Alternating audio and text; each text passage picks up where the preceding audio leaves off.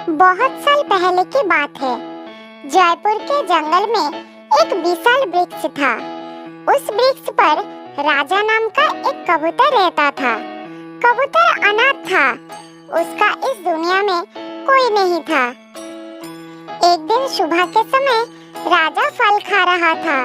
उसी समय उसने देखा एक बाज ने एक मादा कबूतर को मारने के लिए पीछा कर रहा था। राजा को बड़ी दया आई। बाज के ऊपर उसका बहुत क्रोध भी हुआ। वो मादा कबूतर को बचाने के लिए अपना भोजन छोड़कर वहां से उसी दिशा में उड़ गया।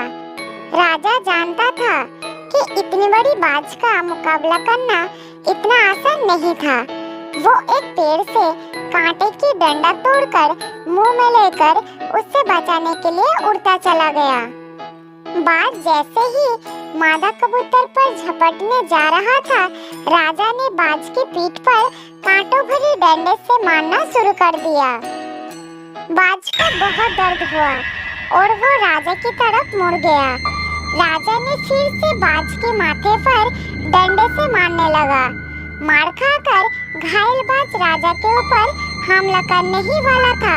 ठीक उस समय कुछ कौवे आ गए। शाबाश राजा भाई, डरना नहीं, पीछे हटना नहीं। बाज को आज नहीं छोड़ूंगा, उससे अच्छे से पिटाई करूंगा। इधर बाज ने बहुत सारे कौवे को देखकर घबरा गया। वो समझ गया कि आज उसकी खैर नहीं। ये सोचकर वो तुरंत वहां से भाग गया। प्यारे भाइयों, आपके मदद के लिए शुक्रिया। आप लोग सही समय पर आकर हमें बहुत मदद किया। आज आप नहीं आते तो ना जाने क्या हो जाता। राजा भाई, हमारे एकता में शक्ति है, वरना ये बाज बहुत शक्तिशाली है। कभी हम इसे सफल नहीं होने देते। वैसे तुम्हारी साहस की भी प्रशंसा करनी होगी। एक कबूतर के मदद के लिए इतने बड़े बाज से टकरा गए। अरे, उस कबूतर ने धन्यवाद भी नहीं कही और चुपचाप चली गई। कोई बात नहीं, शायद वो जल्दी में है इसलिए चली गई। भगवान हमेशा रक्षा के लिए किसी न किसी को भेज देते हैं। जैसे उसकी रक्षा के लिए मुझे भेज दिया और मेरी रक्षा के लिए आप सबको भेज दिया। ऐसे ही 2 दिन बीत गया। एक दिन वही मादा कबूतर उड़ते हुए आकर राजा के पास बैठ गई। उसके पैर में चोट लगी थी। राजा ने आगे बढ़कर उसका हाल पूछना शुरू किया और इलाज भी करने लगा। उस दिन तुमसे बात करने का अवसर नहीं मिला। वैसे तुम्हारा नाम क्या है? तुम कहाँ रहती हो? मेरा नाम रानी है। मैं इस जंगल में ही रहती हूँ। तुम्हारे पैर में ये जख्म कैसे हुआ? कहीं वो दुष्ट बाज ने तो नहीं किया ना? नहीं नहीं, मैं तूफान में फंस गई थी और एक झाड़ी में गिर गई, वहीं जख्मी हो गई। तुमने मेरा इलाज किया, अब आराम लग रहा है। माफी चाहती हूँ, उस दिन मैं जल्दी में थी इसलिए शुक्रिया भी नहीं कह पाई। मेरी मदद करने के लिए और मेरी जान बचाने के लिए बहुत बहुत धन्यवाद। क्या तुम यहाँ अकेले रहते हो? हाँ, अब तक तो अकेले ही था, अब आगे ईश्वर की मर्जी। राजा की बात सुनकर रानी मन ही मन बहुत खुश हुई और वो राजा को अपनी जीवन साथी बनाने का फैसला कर बैठा। राजा भी रानी के बारे में सब कुछ पूछता है और उसे पता चलता है कि रानी का भी इस दुनिया में कोई नहीं है। फिर दोनों ने एक दूसरे को अपना जीवन साथी बना लिया और वो एक सुंदर सा घोंसला बनाकर हंसी खुशी रहने लगे। पहले कुछ दिन तो सब कुछ ठीक ठाक था, लेकिन बाद में रानी ने अपना झगड़ालू चेहरा दिखाना शुरू कर दिया। राजा बेचारा सीधा साधा था, सब कुछ सह लेता था और झगड़ा टालने का प्रयास करता था। रानी ने हमेशा राजा के ऊपर कोई न कोई आरोप लगाता था। मैं देख रही हूँ तुम आजकल बदल गए हो, मेरा जरा सा भी ख्याल नहीं रखते। सच कहूँ तो तुम मुझसे प्यार ही नहीं करते हो। ये क्या कह रही हो रानी? मैं तुमसे बहुत प्यार करता हूँ, अपनी जान से भी ज्यादा तुम्हें चाहता हूँ। तुम ढोंगी हो, एक नंबर के स्वार्थी हो। मैं तुम्हें जितना प्यार करती हूँ तुम मुझसे जरा सा भी नहीं करते हो। रानी की बात सुनकर राजा को बहुत दुख हुआ। वो सोचने लगा कि मैं अपने प्यार को कैसे साबित करूं। रानी मुझे बताओ, मैं ऐसा क्या करूं कि तुम्हें विश्वास हो जाए मैं तुमसे बहुत प्यार करता हूँ। सामने दूर वो बर्फीला पहाड़ देख रहे हो? हाँ हाँ, देख रहा हूँ। कल सुबह सबसे पहले जो उस पहाड़ के चोटी पर पहुंचेगा उसे ही सबसे बड़ा प्रेमी माना जाएगा। ये कहकर रानी उस पहाड़ के पास एक सहेली के घर चली गई ताकि सुबह जल्दी से पहाड़ के पास पहुंच सके। राजा बेचारा वहीं बैठकर सोचता रहा। उसने अपने प्यार को साबित करने के लिए कठिन फैसला किया। वो उड़ते हुए शाम को ही उस पहाड़ पर पहुंच गया।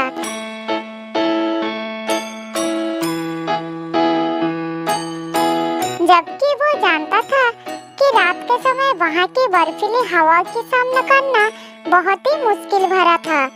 वो पहाड़ पर एक जगह बैठ गया और धीरे धीरे ठंड बढ़ने लगी। रात बढ़ने से तापमान भी बहुत नीचे नाम गया। राजा बेचारा ठंड का प्रकोप सहते सहते बहुत परेशान हो गया। उसने बड़ी देर तक ठंड का सामना किया, लेकिन अंत में वो भयानक शीतल ठंड की चपेट में आकर नीचे गिर गया और वहीं उसका मौत हो गया। इधर सुबह होने पर रानी पहाड़ी के तरफ उड़ गई। उसने आसपास राजा को ढूंढा, लेकिन वो उसे नहीं दिखाई पड़ा। वो अपनी जीत पर खुश होने लगी। आने दो उन्हें, अपने आप को बहुत बड़ा प्रेमिक मानते हैं। हार गए मुझसे और मैं जीत गई। अब कभी सर उठाकर बात नहीं कर पाएंगे। रानी मन ही मन बात कर रही थी कि वहाँ पर एक सफेद घोड़ा आ गया और उसने रानी को पास बुलाया। बहन, तुम जिसके बारे में बोल रही हो वो अब तुम्हारे सामने कभी नहीं आएगा। वो कल रात से ही यहाँ के भयानक ठंड में बैठा रहा। वो तुमसे बहुत प्यार करता है। मैंने उसे समझाया, लेकिन वो नहीं माना।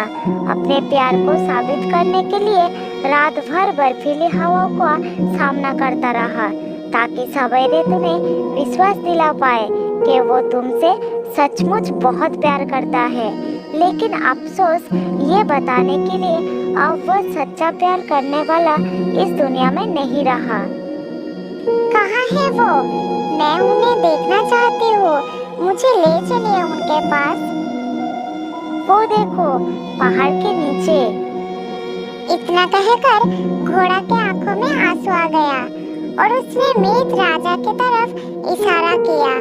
राजा पहाड़ के नीचे बेजान पड़ा था, लेकिन रानी के इंतजार में उनकी आंखें अभी भी खुली थी।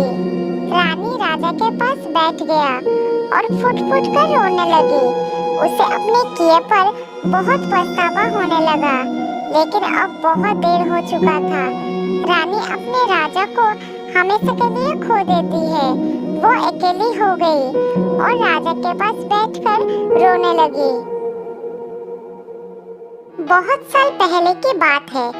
कृष्णनगर में एक बहुत बड़ा जंगल था। उस जंगल में लीला नाम के एक मादा हाथी रहते थे। लीला के 2 छोटे बच्चे थे। वो अपने बच्चे के साथ बहुत खुशहाल जिंदगी जी रही थी। एक दिन सवेरे सवेरे लीला के रोने की आवाज सुनाई पड़ी।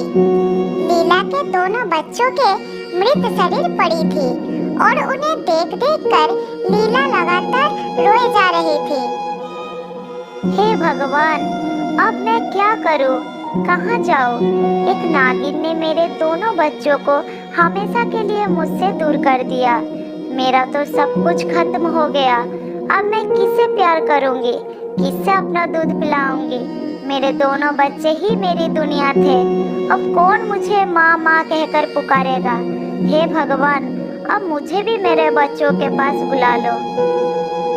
तब जंगल के कुछ जानवर लीला के पास आए और एक शेर बोला, ऊपर वाले के मर्जी के सामने किसकी चलती है?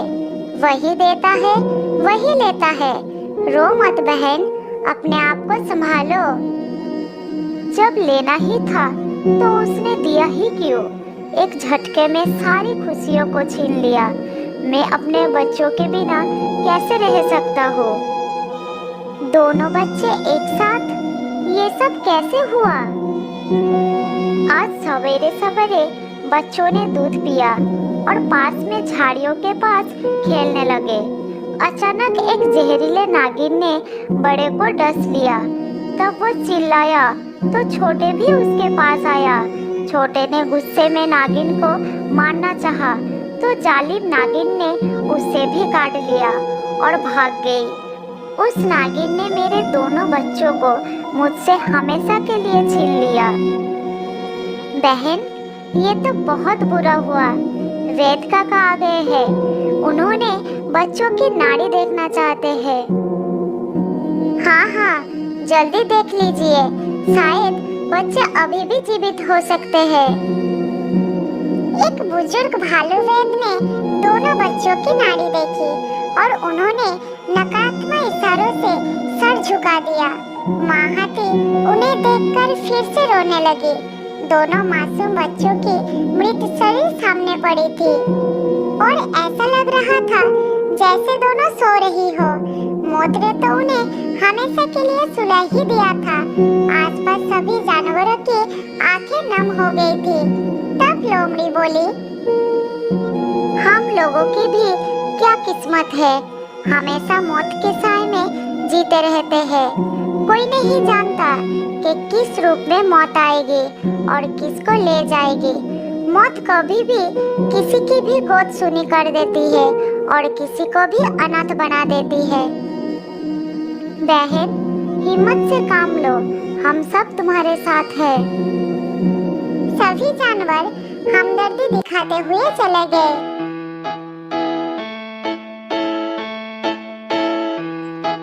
इधर लीला बेचारी अकेले ही खड़ी रही। कुछ दिन ऐसे ही बीत गया। लीला कुछ खा पी नहीं रही थी। एक गधा उसके पास आया और कहा,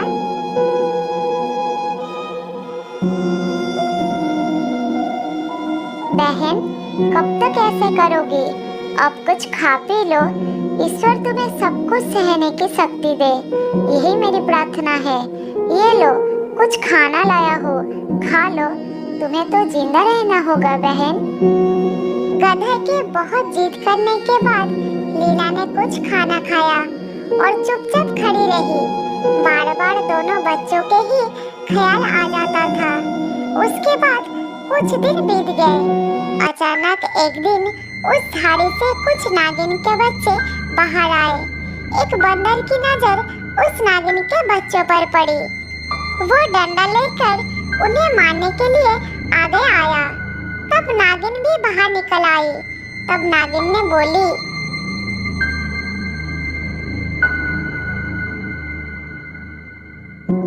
नहीं बंदर भाई, ये मेरे बच्चे हैं, मेरे जिगर के टुकड़े हैं, इन्हें मत मारो, मैं तुम्हारे आगे हाथ जोड़ती हूँ।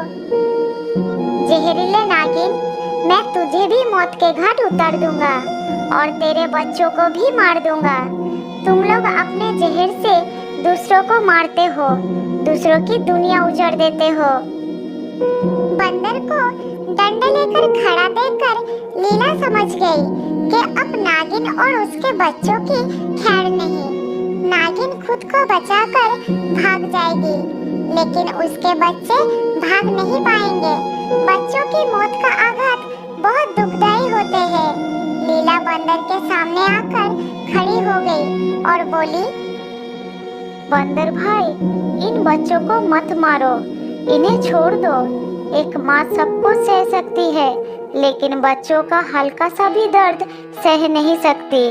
तुम इन मासूम बच्चों को मत मारो, छोड़ दो। बहन, क्या तुम भूल गई? इस नागिन ने तुम्हारे दोनों बच्चों को डसकर मौत के नींद सुला दिया था, तुम्हें दुख के सागर में गिरा दिया था। तुम उसके ही बच्चों को बचाना चाहती हो। क्या तुम अपना दर्द भूल गई हो? हाँ, मैं इसके बच्चों को बचाना चाहती हूँ। डसना तो नाग नागिन का स्वभाव है।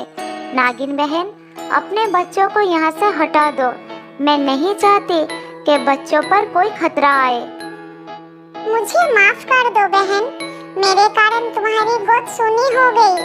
मैं तुम्हारे सामने प्रस्तुत हूँ। मुझे मारकर अपना बदला पूरा कर लो, लेकिन मेरे बच्चों को छोड़ दो, वो निर्दोष है। भाई बंदर, अब मेरे और नागिन के बीच में सारा मामला आ गया है। मैं इसे इसके किए की सजा दूंगी। कृपया तुम यहाँ से चले जाओ। ठीक है लीला बहन, मैं चला जाता हूँ।